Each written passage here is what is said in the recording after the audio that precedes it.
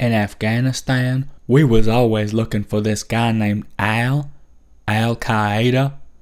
Well, we never did find Al, but I did find a fellow called Osama bin Laden. A few years later, I got so good at pickleball that the government sent me to a tournament in Wuhan, China. One night, a bat flew into my room, and 3 days later, I started coughing worse than I'd ever coughed in my entire life. Later that year, back in the States, I was walking around, and there was some folks protesting on account of a man who got killed by the police. Well, it was getting late, so I decided to yell for a cab. I didn't know it was illegal to call for a taxi.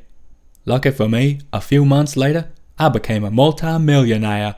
Turns out Lieutenant Dan had invested our money in some sort of clock company. And a few months after that, Lieutenant Dan invited me on a trip to Washington, D.C. I'd always wanted to visit the Capitol, so on January 6, 2021, we went.